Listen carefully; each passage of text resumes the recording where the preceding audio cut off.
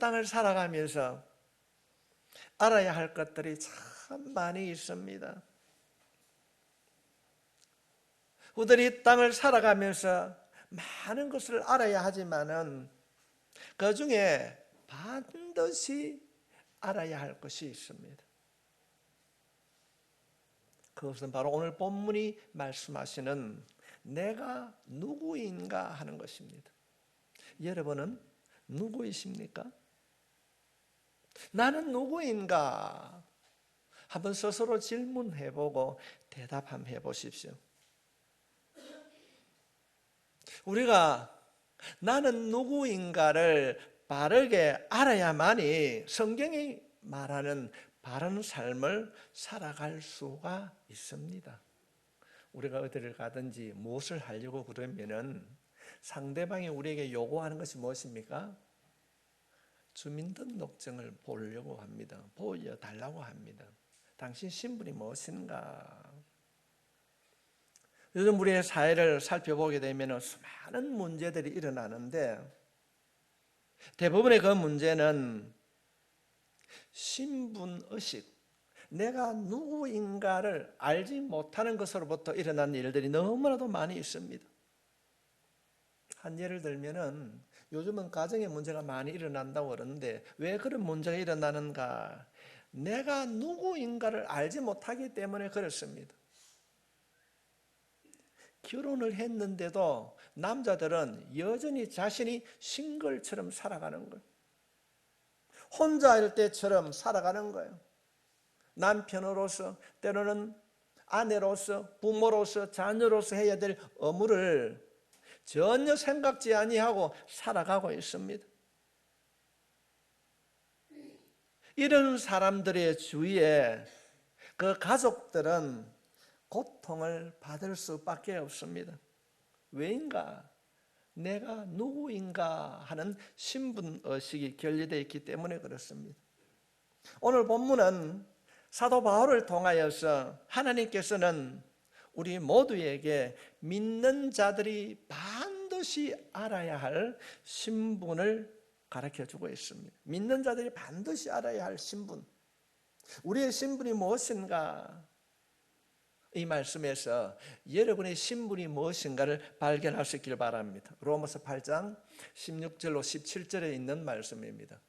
성령이 친히 우리의 영과 더불어 우리가 하나님의 자녀인 것을 증언하시나니 자녀이면 또한 상속자 곧 하나님의 상속자요 그리스도와 함께 한 상속자니 우리가 그와 함께 영광을 받기 위하여 고난도 함께 받아야 할 것이니라. 우리가 누구입니까? 하나님께서는 놀랍게도 사도 바울을 통하여서 우리가 어떤 신분인가 하나님의 상속자라고 하는 신분을 가졌다고 말씀하고 있습니다. 여러분 모두는 하나님의 상속자인 것을 확신할 수 있길 바랍니다. 내가 하나님의 상속자는 신분이 얼마나 확실하고 바꿀 수 없는 확정이 되었다는 것입니다. 그것을 더 우리에게 확정지어 주시기 위하여서 한 구절을 포함시켰습니다. 그리스도와 함께한 상속자. 우리는 하나님의 상속자인데 그리스도와 함께한 상속자라는 것입니다. 이 말은 우리가 상속자가 된 이유를 말하고 있습니다. 성도 여러분, 말씀으로 세상을 만드신 하나님 아버지의 우리가 상속자입니다. 우리가 어떻게 이 놀라운 하나님의 상속자의 신분을 획득했는가? 내 힘으로, 내가 잘나서, 내 공로가 아닙니다. 오늘 하나님께서 말씀하십니다. 그리스도와 함께한 상속자. 내가 예수님을 믿는 그 순간 주님이 내 안에 들어오십니다. 그래서 예수님이 내 안에 계시고 내가 예수님 안에 있습니다.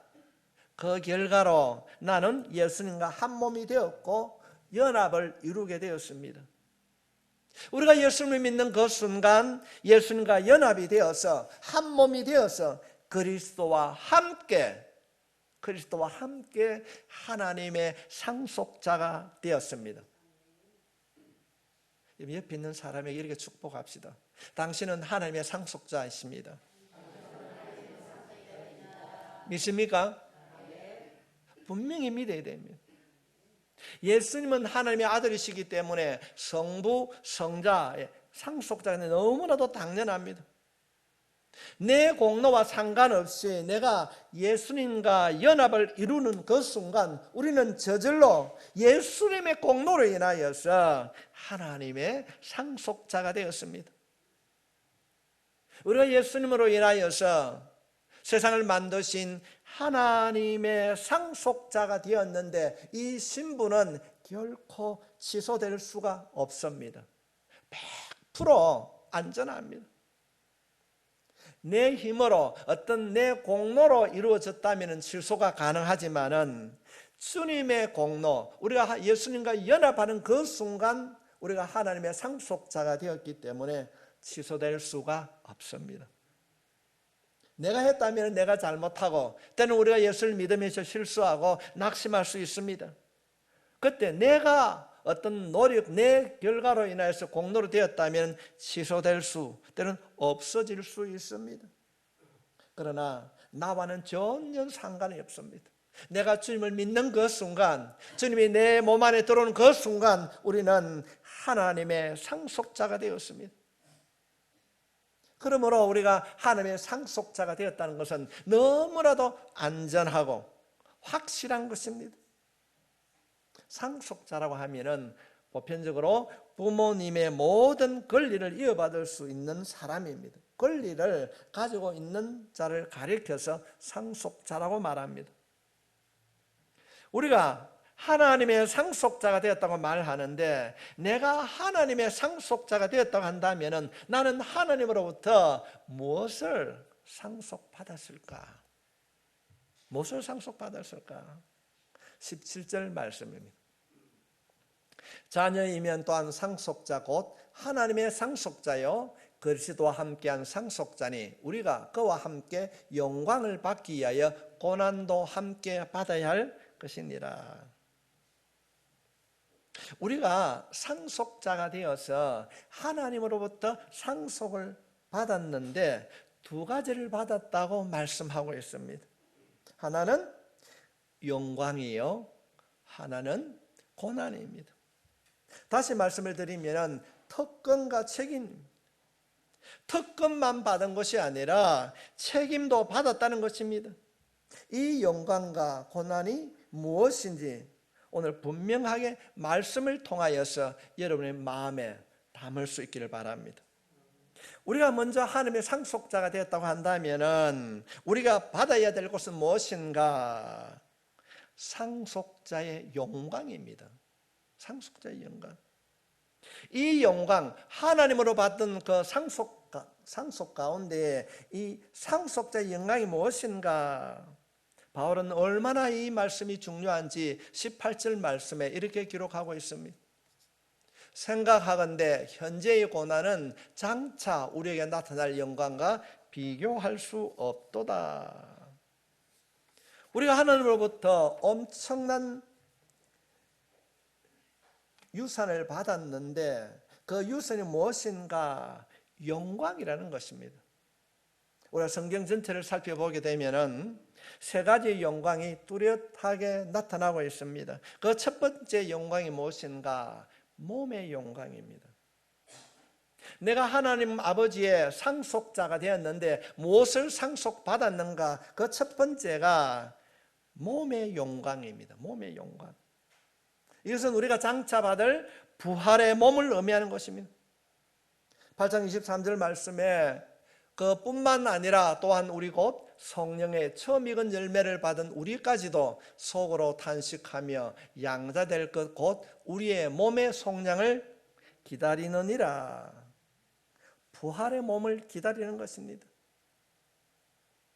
우리 이 땅을 살아가면서 당하는 고난이 많지만 그 가운데 가장 큰 고난이 몸의 고난입니다. 수많은 고난 가운데 몸으로 당하는 고난이 가장 힘든 고난이고 아픔이 있습니다. 수많은 질병과 노화입니다. 부산에 어떤 사업을 하시는 분이 병원에서 목사님을 만나서 말합니다. 목사님, 내가 하루에 1억을 주면서라도 내가 더 살 수 있으면 좋겠습니다. 1억을 주고서라도 하루를 더 살고 싶다는 욕망이 있다는 것입니다. 성도 여러분, 하루에 1억이 아니라 수십억을 준다 해도 여러분 더 살 수가 있습니까? 아무도 자신의 생명을 연장할 수가 없습니다. 몸의 고난은 누구도 피할 수 없습니다. 그래서 흔히들 이런 말을 쉽게 합니다. 행복 중에 가장 큰 행복이 건강이라고 말을 합니다. 그런데 건강을 가진 젊은이들은 이것을 감사하지 않고 소중하게 여기지 않습니다. 아무리 건강해도 우리의 몸은 결국은 병들고 노쇠하여 죽음에 이르게 됩니다. 우리 모두는 다 알고 있습니다. 누가 우리의 노화를 막을 수 있습니까? 아무리 똑똑해도, 많은 재물을 가지고 있어도, 많은 권력을 가지고 있어도 우리의 신체에 찾아오는 노화를 막을 수가 없습니다. 솔로몬은 전도서의 마지막에 자신의 노화의 아픔을 이렇게 시적으로 표현을 하기도 했습니다. 전도서 12장 3절로부터 5절에 있는 말씀입니다. 그런 날에는 집을 지키는 자들이 떨 것이며 힘 있는 자들이 구부러질 것이며 나이가 들면 허리가 구부러지는 것입니다. 맷돌질하는 자들이 적음으로 거칠 것이며 창들로 내다보는 자가 어두워질 것이며 이빨이 쇠해진다는 그런 내용입니다. 길거리 문들이 닫혀질 것이며 맷돌 소리가 적어질 것이며 새 소리로 말미암아 일어날 것이며 음악하는 여자들은 다 쇠하여질 것이며 또한 그런 자들은 높은 곳을 두려워할 것이며 길에서는 놀랄 것이며 살구나무 꽃이 필 것이며 메뚜기도 짐이 될 것이며 정욕이 거치리니 이는 사람이 자기의 영원한 집으로 돌아가고 조문객들이 거리로 왕래할 것이라. 솔로몬은 너무나 아름다운 노화를 시적으로 표현을 하고 있습니다. 이것이 몸을 가진 우리의 인생 길입니다. 참 서글픈 일입니다. 그런데 하나님은 이런 몸을 가진 병들고 쇠약해지는 우리를 향하여서 한 가지를 말씀하고 계십니다. 너희가 내 상속자가 되는 그 순간, 그리스도와 함께 상속자가 되는 그 순간 몸으로 그치는 것이 아니라 영원히 나와 함께 살게 될 것이다. 하나님께서 이것을 우리에게 상속해 주셨다는 것입니다. 성도 여러분, 구원은 죽어서만이 천국 가는 것은 절대 아닙니다. 그것은 성경을 모르는 이야기입니다. 우리의 몸은 부활할 것입니다. 하나님이 이렇게 말씀하십니다. 빌립보서 3장 21절 말씀에 그는 만물을 자기에게 복종하실 수 있는 자의 역사로 우리의 낮은 몸을 자기 영광의 몸의 형체와 같이 변하게 하시리라.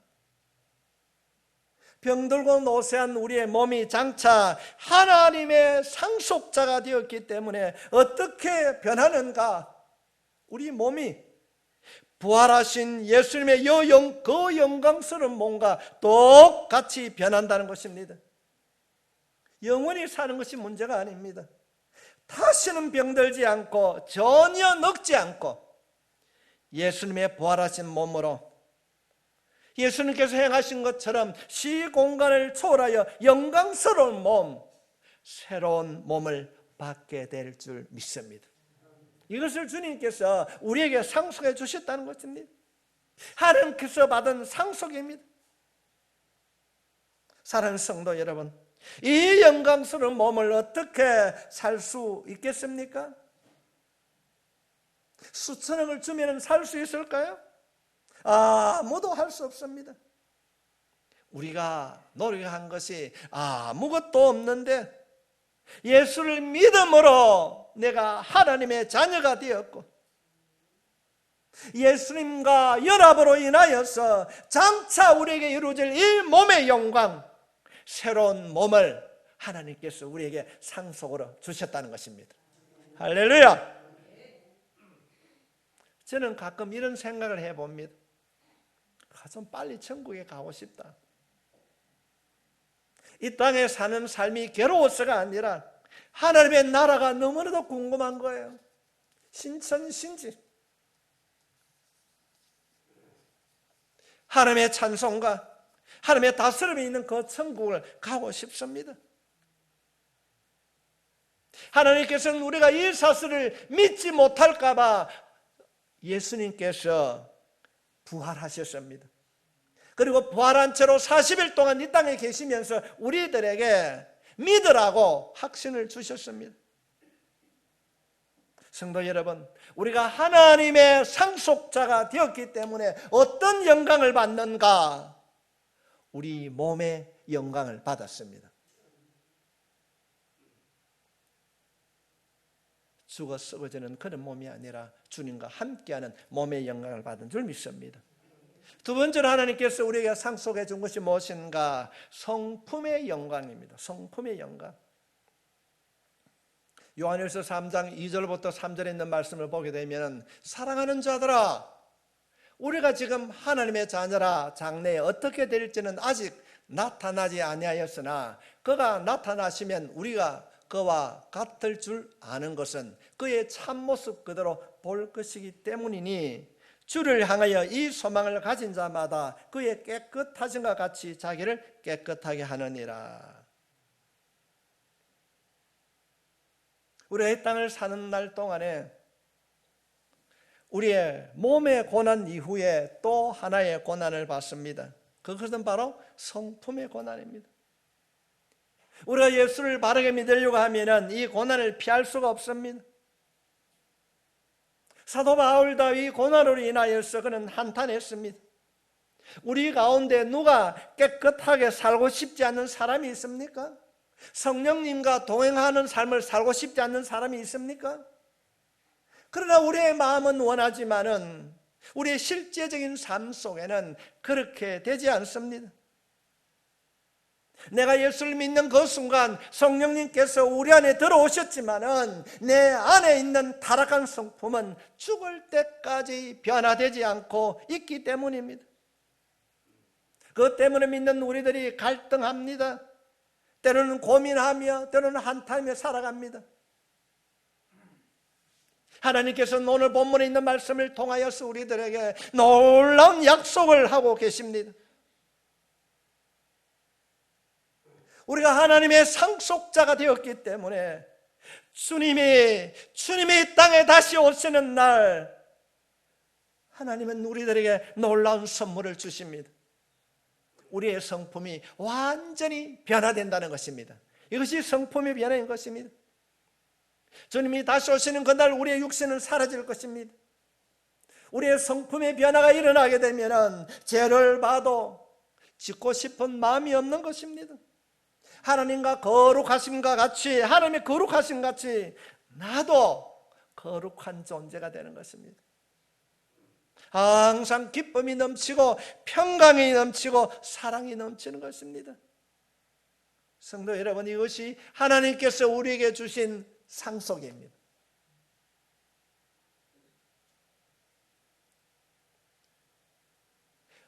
몸에 대한 평강을 상속해 주실 뿐 아니라 우리의 성품에 대한 영광을 상속해 주셨습니다. 우리의 성품이 완전히 변하는 것입니다. 하나님께서는 우리에게 몸의 영광을 주실 것이요 성품의 영광을 주실 줄 믿습니다. 이것이 우리가 하나님으로부터 받은 상속이라는 것입니다. 세 번째로는 신분의 영광입니다. 성경은 우리가 구원받은 이후에 주님과 천국에서 살아갈 때에 어떤 일에 대하여서 이렇게 말씀하고 있습니다. 계시록 22장 3절부터 5절에 있는 말씀입니다. 다시 저주가 없으며 하나님과 그 어린 양의 보좌가 그 가운데 있으리니 그의 종들이 그를 섬기며 그의 얼굴을 볼 터이요 그의 이름도 그들의 이마에 있으리라. 다시 밤이 없겠고 등불과 햇빛이 쓸데없으니 이는 주 하나님이 그들에게 비치심이라. 그들이 세세토록 왕노릇하리로다. 왕노릇이 구체적으로 무엇인지 알 수 없습니다. 성경은 그에 대해서 밝히지 않고 있습니다. 그러나 한 가지 분명한 것은 우리에게 엄청난 신분을 말하고 있는 것입니다. 우리는 하나님의 상속자가 되었습니다. 예수님의 보혈로, 하나님의 은혜로 우리가 예수를 믿는 그 순간 하나님의 자녀가 되었고, 그 순간부터 하나님의 상속을 받는, 하나님께로부터 상속을 받는 자가 되었습니다. 그래서 우리가 몸의 영광을 받을 것이요, 성품의 영광을 받을 것이요, 우리가 구체적으로 알지 못하지만 놀라운 신분의 영광을 받을 것입니다. 여기서 말하는 영광은 이 땅에서 얻을 수가 없습니다. 세상의 그 어떤 영광과도 비교할 수 없습니다. 아무리 생각해봐도 받을 공로가 없는데 하나님께서 주셨습니다. 은혜 위에 은혜인 것입니다. 우리는 이 영광만 생각해도 이 땅을 살아가는 날 동안 기쁨으로 살아갈 수가 있습니다. 우리가 하나님의 상속자가 되어서 하나님의 놀라운 영광만 받는 것이 아니라 하나님께서 오늘 말씀을 통하여서 우리가 이 땅에 살아가는 날 동안 하나님의 상속자로서 받아야 할 고난, 책임도 말씀하고 있습니다. 상속자로서 받아야 할 고난이 무엇인가? 오늘 보면 19절부터 22절에 있는 말씀입니다.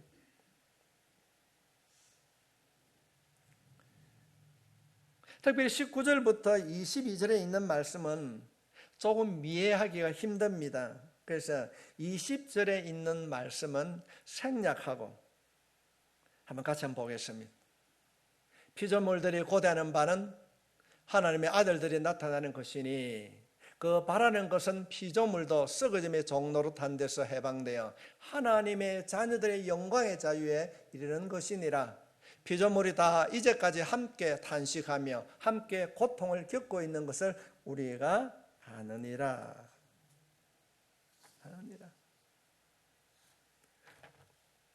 말씀을 쉽게 정리하면은 우리가 살고 있는 피조물들이 어려운 고통 가운데 있는데 하나님의 아들들인 우리가 우리의 회복을 이 자연이 기다리고 있다는 것입니다.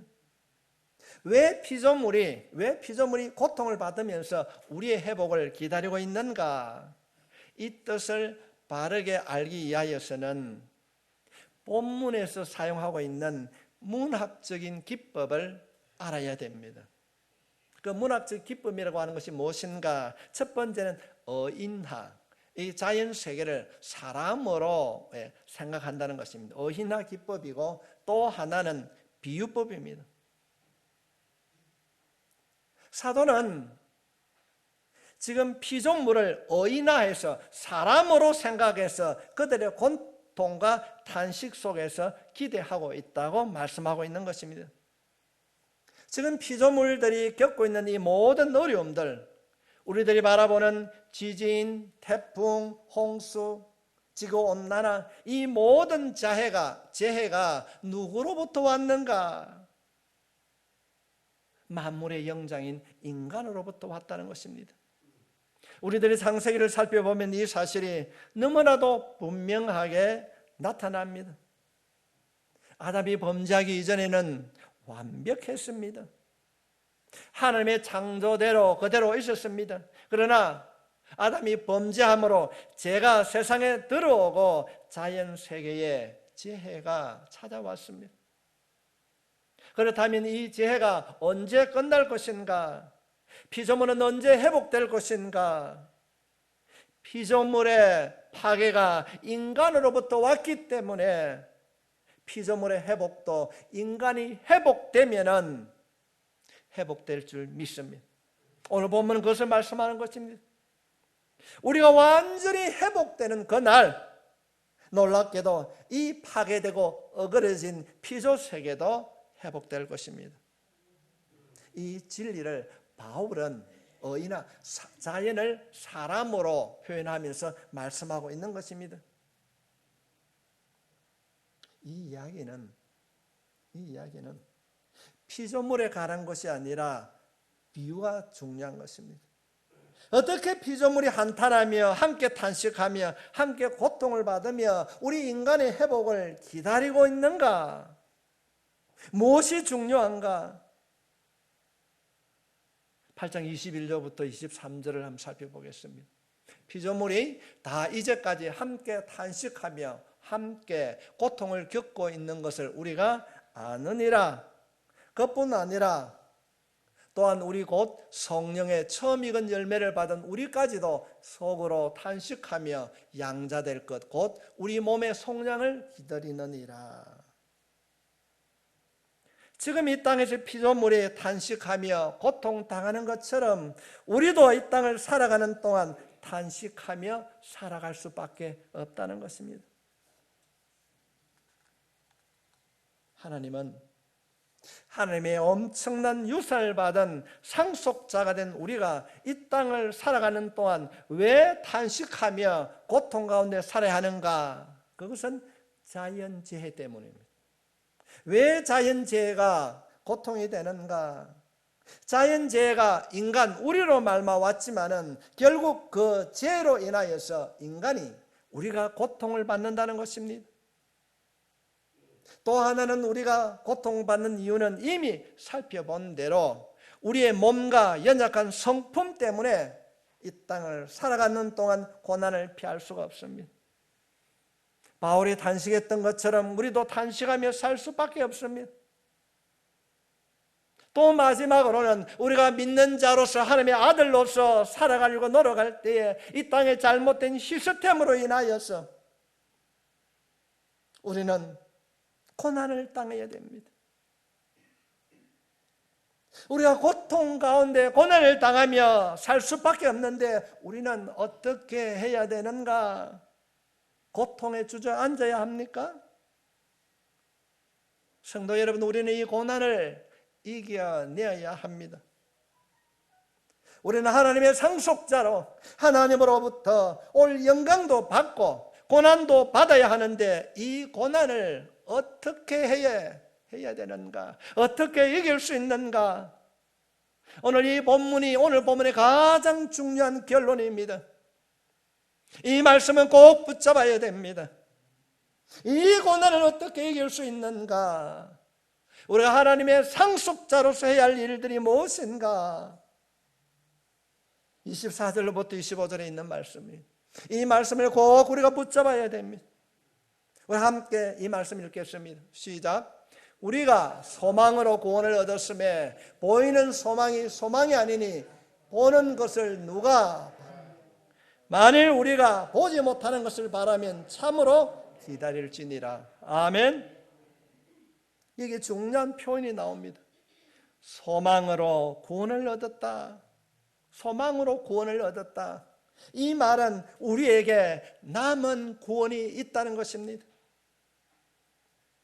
신학교에 가면은 신학을 공부하게 되면은 중요한 구절을 설명해 줍니다. 그 구절이 뭔가 하면 영어로 말하면 already but not yet. 벌써 그러나 아직 같이 쓸 수 없는 말입니다. 벌써 왔습니다. 그런데 아직 아닙니다. 구원을 설명하고 있습니다. 나는 예수를 믿는 그 순간 나는 하나님의 아들이 되었고 신분적으로는 완벽한 구원을 얻었습니다. 그러나 우리의 구원은 완성되지 않았습니다. 이 땅에 사는 동안 우리는 현재적으로 구원을 이루어 가야 하고 장차 미래적으로 구원을 이루어 가야 합니다. 이 말씀이 구원파에서 말하는 교리와 전혀 상반된 교리입니다. 꼭 아셔야 됩니다. 우리의 몸의 영광, 영화, 성품의 영광, 신분의 영광, 이 모든 것이 이루어지는 것은 현재가 아니라 미래입니다. 우리에게 남은 구원이 있다는 것입니다. 그래서 오늘 본문은 표현합니다. 우리가 받을 구원은 어떤 구원인가? 우리가 소망으로 구원을 얻었으므로 이 소망을 바라보며 기다리며 살아야 한다는 것입니다. 기다리며 살아야 한다는 것입니다. 그래서 성경은 믿음, 소망, 사랑 항상 함께 묶어서 강조를 하는 것입니다. 소망이 왜 중요한가? 성경이 말하고 있는 이 소망을 가지고 있으면 오늘 우리 현재의 삶에 영향을 미치기 때문에 그렇습니다. 소망이 확실한 자는 현재의 어떤 고난에도 무너지지 않습니다. 낙심하지 않습니다. 좌절하지 않습니다. 주저앉거나 포기하지 않습니다. 우리는 이 땅에 보이는 것으로 사는 자가 아니기 때문에 그렇습니다. 눈에 보이는 것이 끝났다고 한숨 짓고 낙심하는 자들이 아닙니다. 우리 앞에는 놀라운 일들이 기다리고 있습니다. 내가 하는 일들이 일시적으로 힘이 들고 때로는 실패하고 희망이 안 보인다 할지라도 좌절하지 마십시오. 우리는 소망으로 구원을 얻은 자들입니다. 그러므로 우리는 고난이 왔을 때에, 아픔이 우리에 주어졌을 때에 눈에 보이는 현실만을 바라보고 낙심하지 마십시오. 우리에게는 분명한 소망이 있는 자들입니다.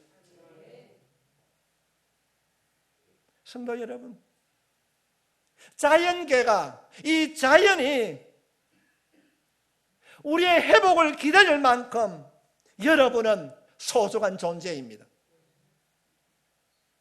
다시 한번 인사할까요? 당신은 소중한 존재입니다. 여러분, 소중한 존재입니다.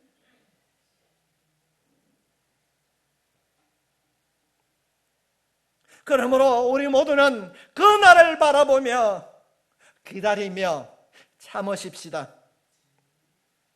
고난을 이기시는 여러분이 되시길 바랍니다. 어떤 신학자가 이런 말을 했습니다. 우리는 십자가에 낙인이 찍혀 있는 자라고 말했습니다. 이 낙인이 그리스도와 함께 받는 현재의 고난입니다. 예수 믿는 사람만이 아는 고난인 것입니다. 그러나 자랑스러운 고난입니다.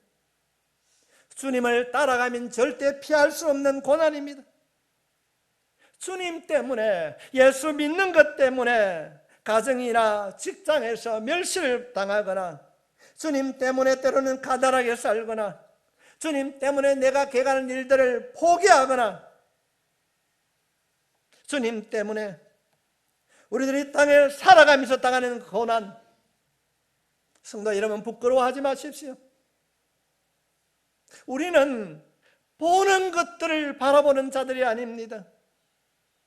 우리 모두는 하나님의 자녀이기 때문에 고난을 자랑스럽게 기쁘게 바라보고 감당해야 될 줄 믿습니다. 우리는 하나님의 상속자입니다. 하나님의 상속자입니다. 우리는 하나님의 상속자로서 영광만 받는 자가 아니라 책임도 고난도 받았습니다. 하나님의 자녀로 살아가는 이 땅의 고난입니다. 그러므로 코로나 따위에 넘어지지 마십시오. 포기하지 마십시오. 사회가 어렵다고 좌절하지 마십시오. 여러분이 누구입니까? 여러분이 누구입니까? 하나님의 상속자입니다. 하나님의 상속자, 영원을 소유한 자입니다. 주님이 오시는 그날 몸의 영광과 성품의 영광과 신분의 영광을 가지고 놀라운 세계를 주님과 함께 살아갈 수 있는 하나님의 상속자입니다. 이 하나님의 상속자로서의 삶을 살아가는 여러분 모두가 되시길 주님의 이름으로 축원합니다. 기도하겠습니다.